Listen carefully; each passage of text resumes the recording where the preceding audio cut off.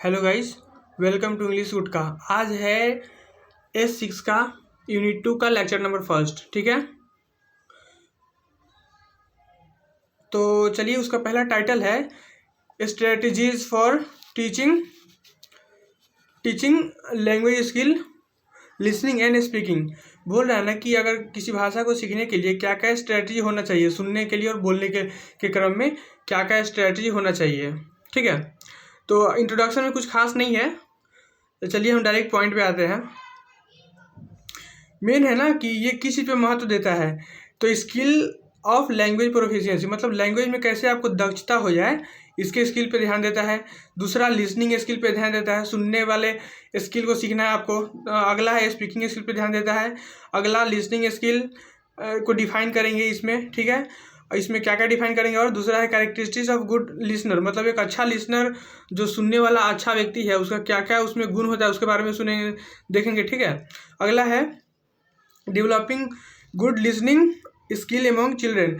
बोल रहा है कि बच्चों में अच्छा श्रोता बनने की गुण को समाहित करेंगे, उसको सिखाएंगे बच्चों को। ठीक है, और लिसनिंग एबिलिटी। ठीक है, लिसनिंग एबिलिटी मतलब सुनने की क्षमता। अगला है स्पीकिंग एबिलिटी, मतलब बोलने की क्षमता। उसका अगला है कैरेक्टरिस्टिक्स ऑफ गुड स्पीकर, मतलब एक अच्छा वक्ता होने के लिए क्या क्या गुण होना चाहिए, उसके बारे में भी पढ़ेंगे।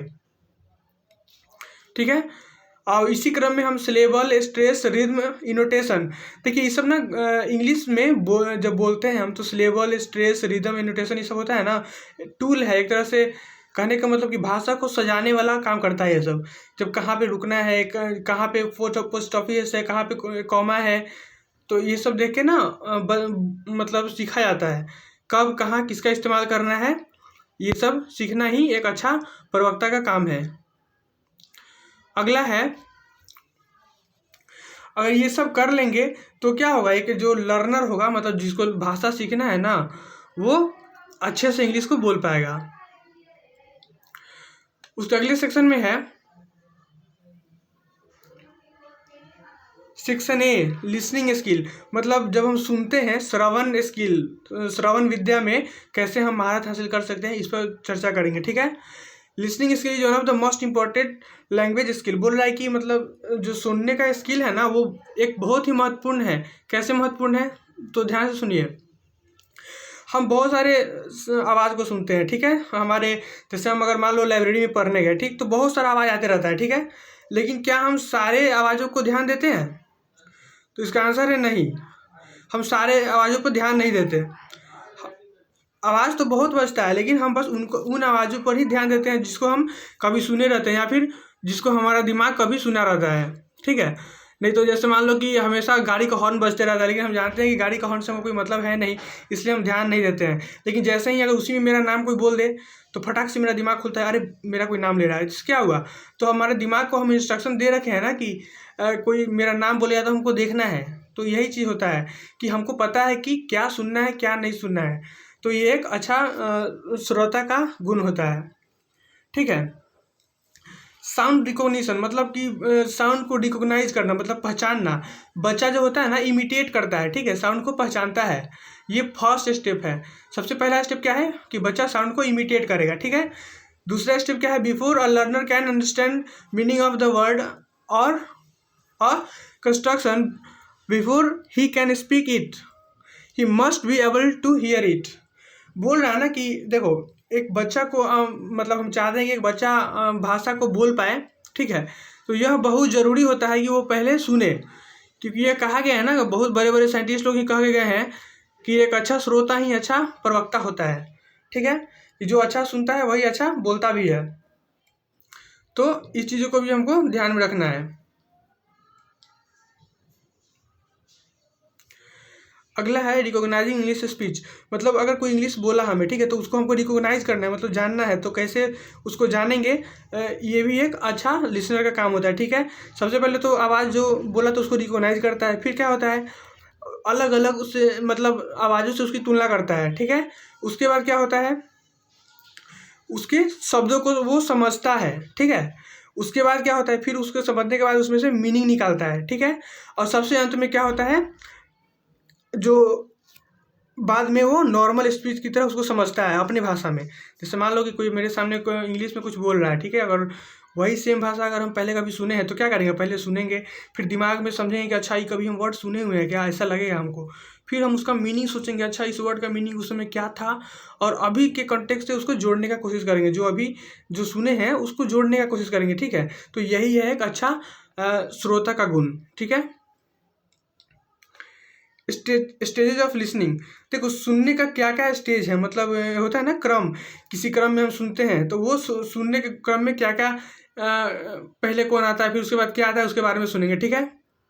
अच्छा, सबसे पहले कि अगर हमारे सामने कोई बोला, ठीक है, ये जो गोला मैं बनाया हूँ ना, इसको ज़रूर से नोट कर लेना किताब में, सॉरी कॉपी में, एग्ज़ाम में लिख दोगे ना, एग्जामिनर खुश हो जाएगा, सच बोल रहे हैं।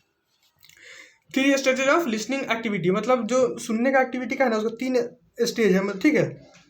पहला है प्री लिसनिंग, मतलब सुनने से पहले, और उसके बाद है दूसरा वाइल लिसनिंग, ठीक है, मतलब जब सुन रहे हो तब, और तीसरा है पोस्ट लिसनिंग, मतलब सुनने के बाद, ठीक है। तो ये 3 आयाम है श्रोता के। पहले जैसे सुनना है ना, तो जैसे मान लो कि हमको भाषण सुनने जाना है, 15 अगस्त का कहीं भाषण चल रहा है, ठीक है, तो बच्चा एकदम एक्साइटेड रहना है कि 15 अगस्त में क्या क्या हुआ था, खुद भी दिमाग में चलाते रहता है, अच्छा इस दिन आज़ादी का कुछ बात किया जाएगा, अच्छे अच्छे लोग आएंगे, तो ये सब बच्चा के दिमाग में चलते रहता है, ठीक है। और उसके बाद होता है कि सुनने के दौरान, तो जब बच्चा भाषण जब चालू हो जाता है तो बच्चा आराम से बैठ के सुनता है, ठीक है। उसके बाद क्या होता है कि पोस्ट लिसनिंग, जब सुन लेता है भाषण तो फिर बैठ के एनालिसिस करता है, ठीक है, दिमाग में सोचता है कि क्या बोला था, उस पर विचार करता है कि क्या ऐसा सच में हुआ, कोई बोल दिया कि आज़ादी का लड़ाई लड़ाया गया तो वो सोचेगा बच्चा कि क्या सच में आज़ादी का लड़ाई लड़ा गया था, ऐसे ऐसे बैठ के वो सोचता है, ठीक है। तो ये सब हो गया पोस्ट लिसनिंग, मतलब जब बच्चा पहले सुनने से पहले कुछ रेडी है, तन मन से तैयार है, दूसरा में सुन लिया, और तीसरा में सुन के कुछ अपना भी विचार से जोड़ रहा है, ठीक है, इसी को बोलते हैं पोस्ट लिसनिंग स्किल, ठीक है। तो ये तीनों बहुत ज़रूरी है, ठीक है। इसी को आगे व्याख्या किया गया है, देखिए यहाँ पे प्री लिसनिंग, सुनने से पहले बैकग्राउंड नॉलेज, जैसे सुनने से पहले क्या होता है ना कि बच्चा को बैकग्राउंड नॉलेज, जो पहले क्या क्या नॉलेज है उसको बच्चा एक्वायर करके रखता है, ठीक है। और उसके बाद है जो बच्चा का अगर नॉलेज है तो वो प्रिपेयर रहता है सुनने के लिए कि भाई इतना नॉलेज तो मेरे पास है, उसके आगे और नॉलेज मिलने वाला है, एकदम उत्सुक रहता है। उसके बाद क्या होता है, बिफोर इमेजिंग, जैसे मान लो कि एग्जांपल के तौर पे अगर एक टीचर यहाँ पे एग्जांपल दिया है, ठीक है ना, ये वाला कि टीचर एक जाता है क्लास में, उसको एक स्टोरी बताना है, तो क्या होता है ना, टीचर पहले माहौल बनाता है एकदम, स्टोरी के बारे में पहले आधा बताएगा बच्चों को कि जैसे मान लो कि कछुआ खरगोश का कहानी है, तो बोलेगा कि कछुआ खरगोश को जानते हो, चलो उसके बारे में कहानी पढ़ते हैं, तो बच्चा एकदम एक्साइटेड हो जाएगा, चलो सर आज कहानी बताने वाले हैं, एकदम खुश हो जाएगा, ठीक है। तो ये सब चीज़ ना लिसनर को एक अच्छा श्रोता बनाता है, मतलब अगर पहले ही बच्चा में भूख जगा देंगे सुनने का तो क्या होगा, अच्छा से सुनेगा वो कहानी, ठीक है ना, उसको रोमांचित महसूस करेगा वो कि भाई अच्छा कहानी बताने वाले हैं सर, पता नहीं इसके बाद क्या होगा क्या नहीं होगा, खुद भी दिमाग लगाएगा वो। और तुम्हारा इससे क्या होता है ना कि टीचर पे बर्डन कम हो जाता है, ठीक है, टीचर है वो टीचर को बहुत सारा चीज़ देखना रहता है, बहुत सारे बच्चों को संभालना रहता है, तो जब बच्चों में इंटरेस्ट जगा कर पढ़ाएगा तो टीचर का ऑलरेडी जो होता है ना बर्डन वो कम हो जाएगा, दिमाग पे बोझ कम हो जाएगा।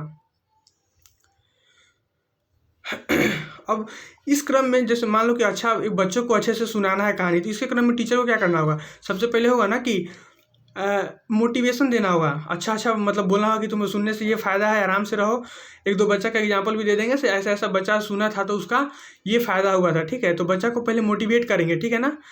उसके बाद बोलेंगे से बच्चा को पहले एक्टिवेट बैकग्राउंड नॉलेज, जो बच्चा का पहले पूर्व ज्ञान है कि नहीं उस पर भी चर्चा कर लेंगे थोड़ा सा। टीचर को ये जानना बहुत ज़रूरी है ना कि बच्चा जिस विषय में हम पढ़ाने जा रहे हैं बच्चा को उसमें कितना नॉलेज है, ठीक है, इसको जानना बहुत ज़रूरी है।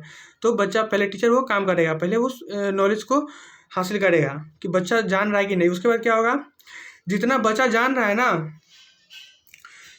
उतना तक टीचर उसको क्या करेगा, आश्वासन देगा कि चलो ठीक है अब इससे आगे हम लोग जानेंगे, ठीक है। तो बच्चा क्या होगा, उत्सुक रहेगा एकदम कि भाई चलो अब इतना तो हम जानते हैं सर, इससे आगे बताने वाले हैं, पता ना क्या होगा नहीं होगा, बच्चा के दिमाग में चलता रहेगा तो आराम से सुनेगा वो, ठीक है।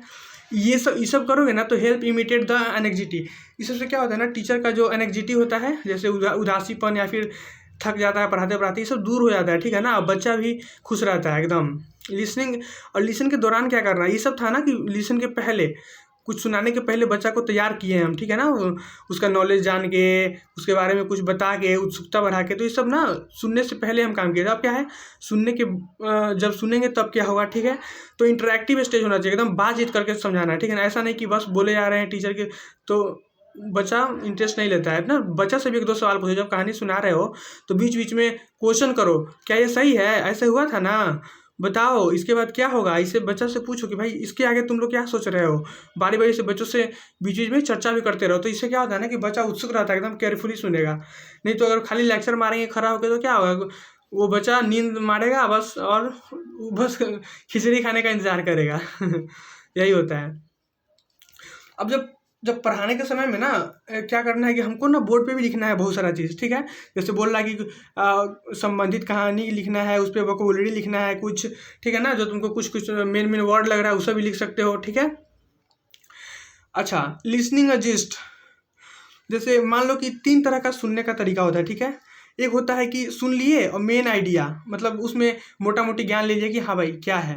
लिसनिंग फॉर जिस्ट, मतलब हाँ जान लिए कि ये मेन मोटा मोटा ये ज्ञान है। उसके बाद होता है कि लिसनिंग फॉर डिटेल, मतलब एकदम स्पेशल नॉलेज उसके बारे में लेना, ठीक है ना।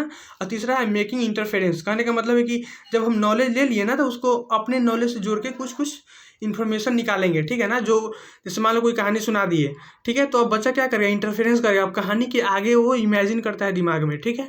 तो यही होता है मेकिंग इंटरफेरेंस, मतलब जो नॉलेज मिला उसको अपने नॉलेज से तुलना करना। उसके बाद होता है कि लिसनिंग के बाद क्या होता है, बियॉन्ड द लिसनिंग टेक्स्ट, जब हम कहानी ख़त्म कर देते हैं उसके बाद क्या होता है, ठीक है। जब हम कहानी कर देंगे ना तो माइंड द ट्रांसक्रिप्ट, मतलब बच्चों को प्रोवाइड करेंगे मटेरियल। जब हम पहले तो ओरल होता है, जैसे कि आपको पता है ना, पहले के ज़माने में ना लिखित नहीं था कुछ, सब कुछ मुंह से ज्ञान का आदान प्रदान होता था, ठीक है, ओरली मुंह से।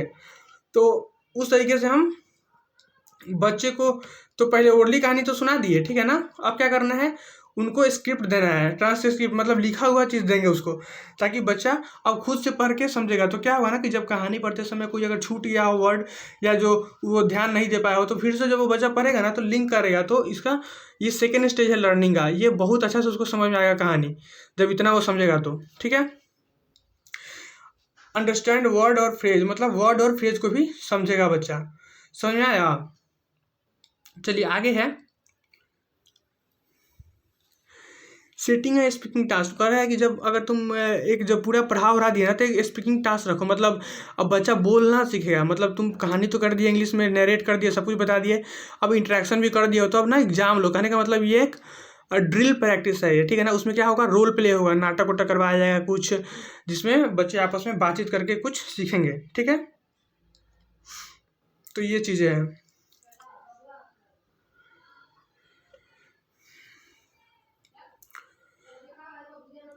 और देखो जब ये सब कर लेंगे ना तो बच्चा को क्या होगा, एक्सपीरियंस, अपने एक्सपीरियंस को शेयर करेंगे बच्चे, ठीक है।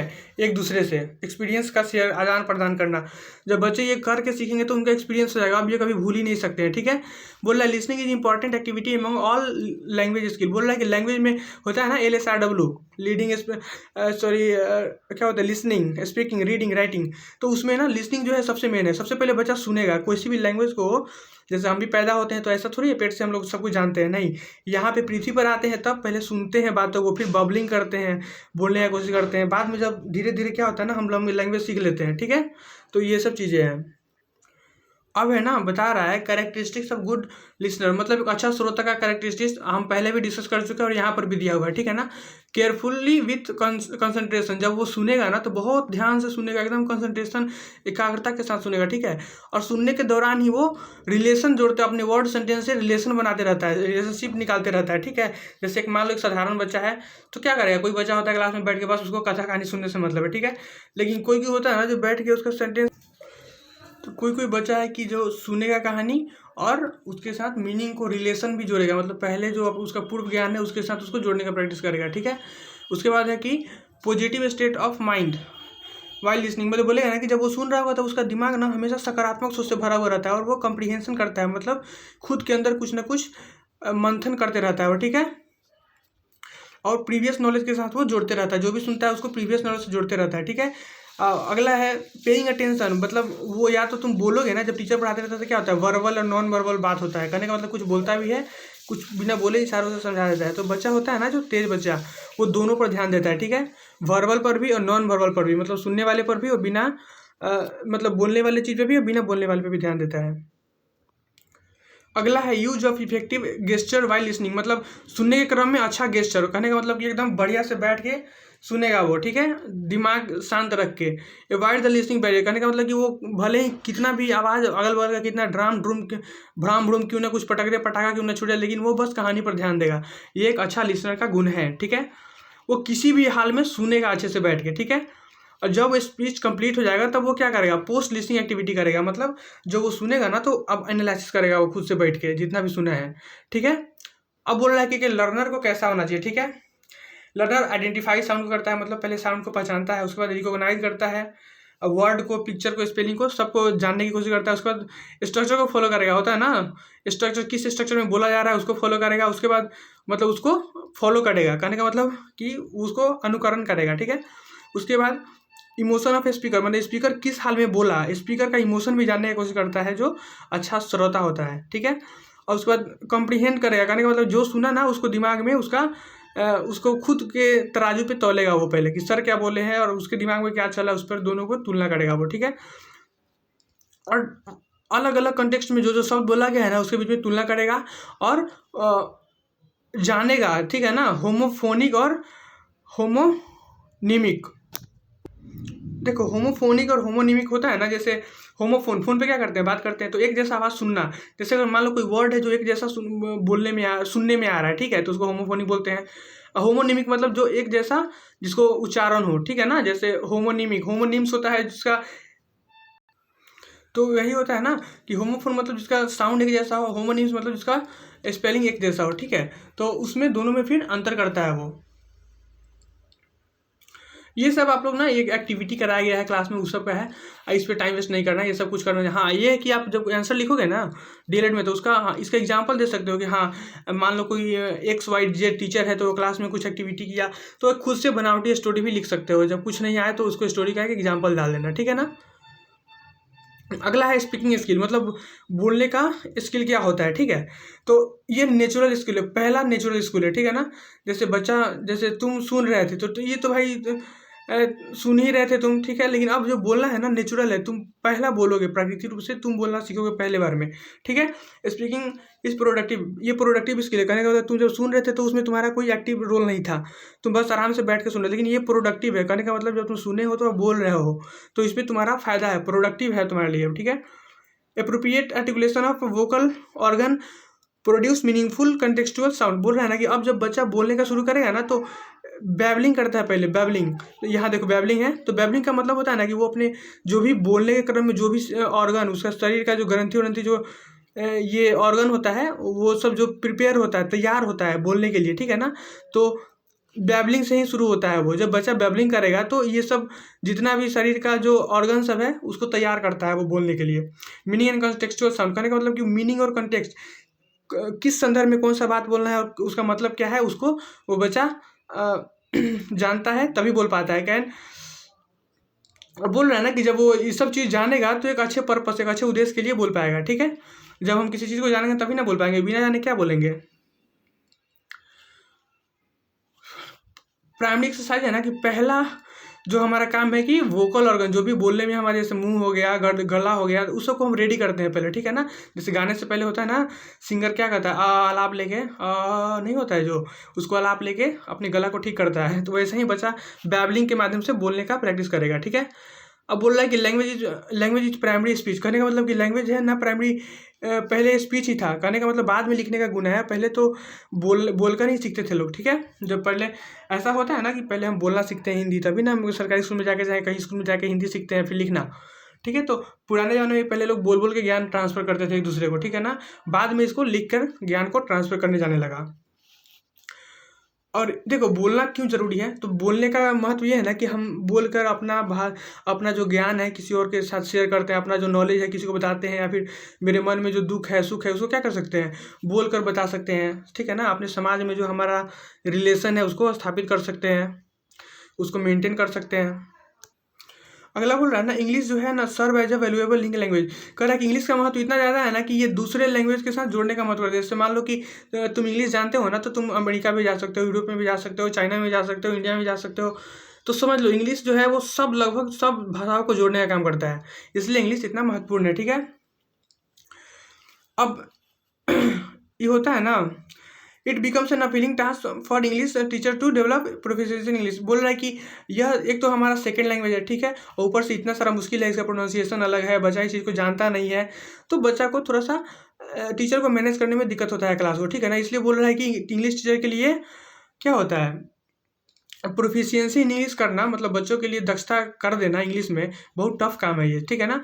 English pronunciation gate influence by phonetic characteristic of the native language. बोल रहा है कि जो इंग्लिश का जो सीखते हैं ना, हर जगह अलग अलग इंग्लिश है। जैसे मान लो कि हमारा जो नेटिव लैंग्वेज है, कहने का मतलब जो हमारा मातृभाषा है ना, उससे प्रभावित होता है।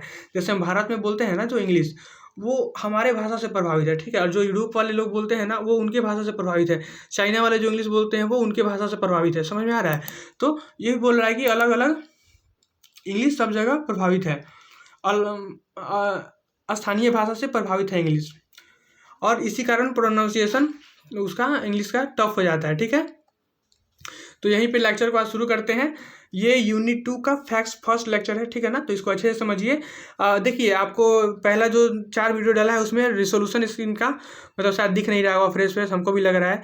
तो अभी चूंकि नया नया यूट्यूब पर वीडियो डाला जा रहा है तो उसमें फ्रेश नहीं है, तो आप काम कर सकते हो ना कि खाली 144 पिक्सल करो उसका और बस सुनो ऑडियो, ठीक है ना, डिस्कशन सुनो, ठीक है, बाकी सब समझ में आ जाएगा। ठीक है, अगले लेक्चर में मिलेंगे, तब तक के लिए जय हिंद।